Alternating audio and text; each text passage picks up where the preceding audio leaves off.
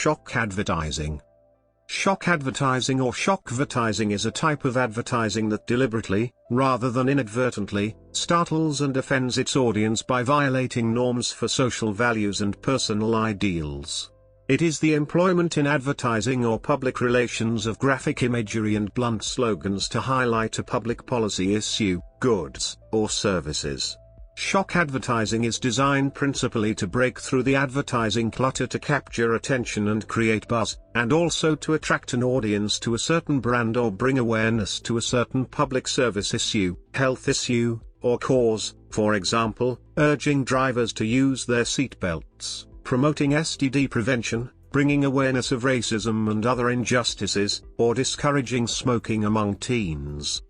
This form of advertising is often controversial, disturbing, explicit and crass, and may entail bold and provocative political messages that challenge the public's conventional understanding of the social order.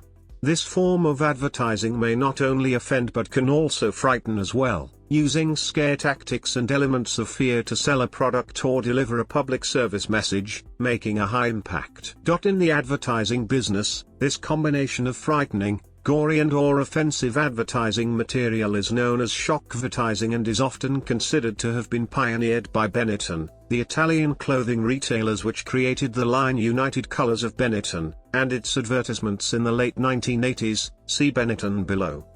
Types.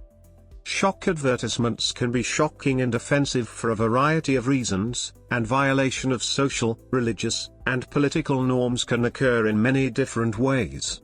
They can include a disregard for tradition, law or practice, for example, lewd or tasteless sexual references or obscenity, defiance of the social or moral code, for example, vulgarity, brutality, nudity, feces, or profanity, or the display of images or words that are horrifying, terrifying, or repulsive, for example, gruesome or revolting scenes, or violence.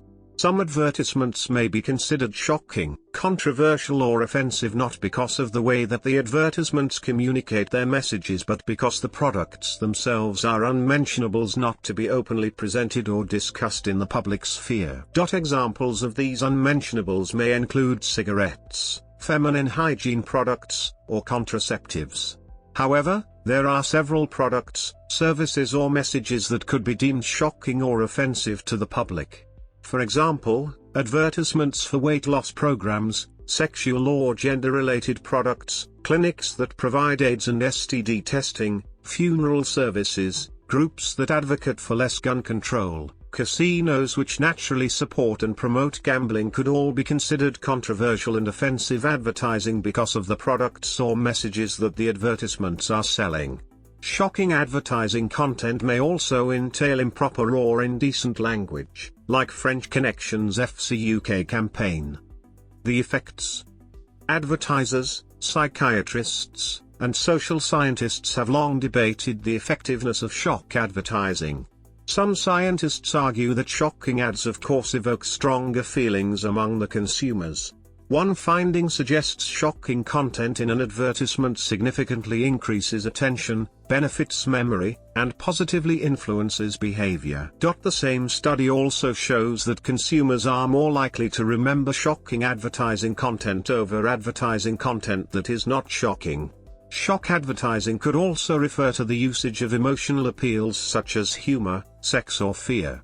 Humor has for a long time been the most frequently used communication tool within advertising, and according to Branch Active People it is considered to be the most effective. The effects of shock advertising could also be explained by the theory of selective perception. Selective perception is the process by which individual selects, organizes and evaluates stimuli from the external environment to provide meaningful experiences for him or herself. This means that people focus in certain features of their environment to the exclusion of others. The consumer unconsciously chooses which information to notice, and this kind of selection is dependent of different perceptual filters which are based on the consumer's earlier experiences. One example of this kind of filter is perceptual defense. Perceptual defense is the tendency for people to protect themselves against ideas, objects or situations that are threatening. This means that if a consumer finds a certain kind of advertising content threatening or disturbing, this message will be filtered out. An example of this: a heavy smoker who could be filtering out a picture of cancer-sick lungs since the content could be perceived as disturbing and uncomfortable. Target audience: direct-to-consumer advertisements are common in popular magazines, and particularly aimed at women. You should also consider long-term branding issues if using shock advertising as communication method. Using shocking pictures could affect the way consumers perceive your brand and quality of your product. The ethics is always important to have in mind, and using fear or other strong messages might not always be the best and most effective method to use. Examples include the use of blood and gore, diseased organs and human body parts, and so on. Thus, it can expose any taboo, but typically has an unnecessarily sexually suggestive image. Benetton Group has had several shocking ads of a priest and a nun kissing, a black woman breastfeeding a white baby, and death row inmates' thoughts. Legal advertising that employs shockvertising would depict or reenact a car accident, which is now illegal in New York. This practice has been compared to extreme sports and lewd behavior, and to the Jerry Springer Show. Shockvertising is recognized around the world as a term of art, in Polish, in German, and Dutch. Benetton has come under particular scrutiny for the use of shock advertisements in its campaigns, leading to public outrage and consumer complaints. However, several of Benetton's advertisements have also been the subject of much praise for heightening awareness of significant social issues and for taking a stand against infringements on human rights, civil liberties, and environmental rights. Benetton's advertisements have featured images of portions of men's and women's bodies with tattoos that say HIV positive, a black woman breastfeeding a white infant, which could be celebrated as a championing image of racial diversity or raising awareness of racial issues, yet was also denounced for its historical connotations when black women, during slavery, were often required to become caretakers for white children, a priest and a nun leaning to kiss each other, as well as a group of real death row inmates, alluding to issues concerning capital punishment.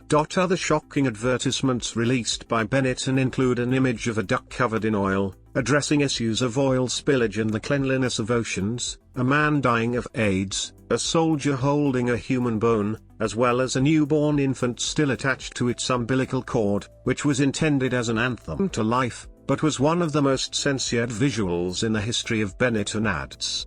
Oliviero Toscani, a photographer for Benetton who contributed to many of its shocking advertisements, said, regarding the advertisement he created of a man dying from AIDS, that he wanted to use the forum of poster advertising to make people aware of this tragedy at a time when no one dared to show AIDS patients. Calvin Klein of Calvin Klein Jeans has also received media attention for its controversial advertisements in the mid-1990s. Several of Calvin Klein's advertisements featured images of teenage models, some who were reportedly as young as 15, in overly sexual and provocative poses. Although Klein insisted that these advertisements were not pornographic, some considered the campaign as a form of soft porn that was exploitative, shocking, and suggestive. In 1999, Calvin Klein was the subject of more controversy when it aired advertisements of young children who were only wearing the brand's underwear. This kiddie underwear ad campaign was pulled only one day after it aired as a result of public outlash. A spokesperson from Calvin Klein insisted that these ads were intended to capture the same warmth and spontaneity that you find in a family snapshot. Get unhooked anti-smoking ads. In May 2007, the UK National News reported that the British government banned anti-smoking advertisements that were part of the Get Unhooked campaign because they caused fear and distress in children.